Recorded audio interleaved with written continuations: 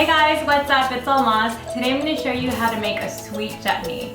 It's often served with Indian appetizers and street foods. It's actually my favorite chutney to eat with like a pakoda or a samosa.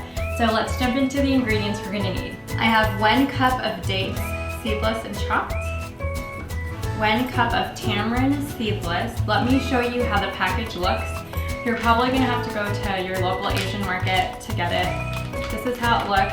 And I just cut it in half, and that gave me about 1 cup of what we need for the recipe. And then I also have 1 cup of jaggery, and let me show you how that looks. So it's a powdered jaggery, which is going to be a lot easier to use for making this chutney. All right, let's jump into our spices. I have 2 teaspoons of ginger powder, 1 teaspoon of black salt, 1 teaspoon of red Kashmiri chili powder. And it's important to use the Kashmiri chili powder versus regular chili powder because the Kashmiri chili powder has a little bit of a milder heat, and we're going to want that for our sweet sauce. And then we have 1 teaspoon of salt, 2 bay leaves, and 4 large black cardamom pods, 1 teaspoon of cumin seeds, 1 teaspoon of fennel seeds, 1 teaspoon of caram seeds, 1 tablespoon of extra virgin olive oil, and 3 cups of water. So we're basically just going to boil all of the ingredients together and then strain it. So you are going to need a strainer. We're going to start with the first row of ingredients here. We're going to boil it together. And then while that's boiling, we're going to heat up our seeds with our olive oil, and then we're going to add that to the rest of the ingredients. Okay, I have a pot here on medium heat. I'm going to add in our water.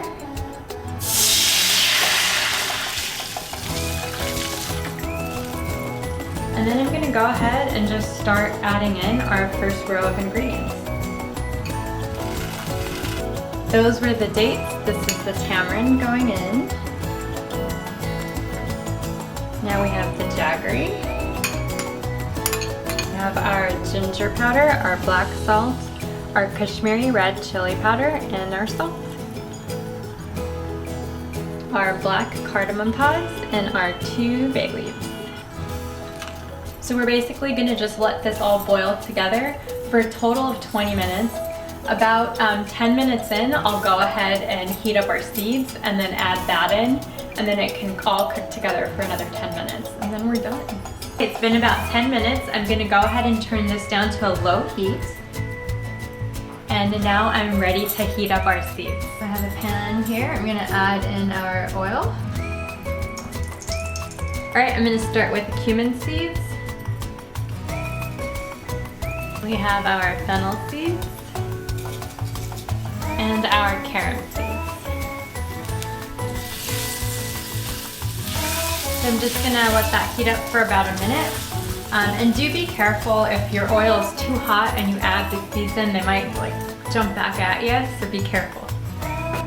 Okay, I'm gonna go ahead and add in our seeds to the rest of the mixture.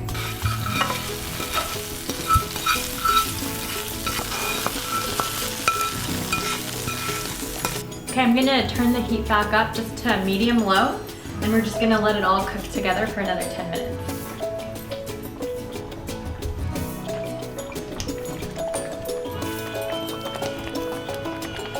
So you wanna make sure that you're occasionally stirring it. You don't want the chutney to get stuck to the bottom of the pot. And it's actually looking really great already. Another 10 minutes, and we're gonna be done. I actually used to buy this chutney at the Indian markets all the time, and then I learned how easy it is to make it, and I've never bought it again. And it actually freezes really well. You can actually refrigerate it for up to 3 weeks and then freeze it for up to 2 months.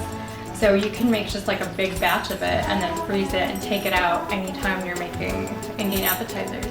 Okay, so it's been another 10 minutes and we're actually ready to strain our chutney. So I'm gonna go ahead and turn the heat off, and then we're gonna strain it. Okay, so I just have a bowl that I'm gonna use to top our strainer with. And then I have a ladle to just scoop our chutney into our strainer.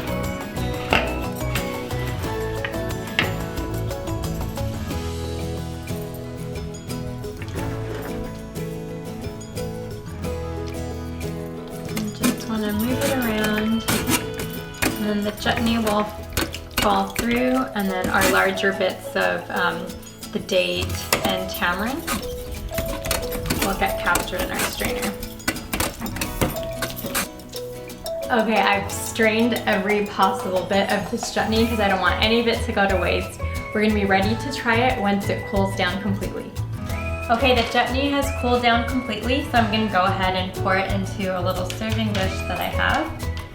And this made about 2 cups. All right, I'm ready to try our sweet chutney. And I have some pakoras here that I'm gonna try it with. This really is my favorite chutney for appetizers, so I will be drenching it.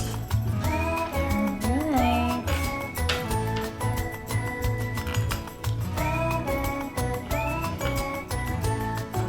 It came out perfect. It's sweet and just a little bit of tanginess. It's just right. As you saw, it wasn't too hard to make. Some of the ingredients you're probably gonna have to go out and buy, but you can, like I said, make a big batch of it and store it. And then you should definitely try this recipe out at home, and be sure to subscribe for some more awesome videos.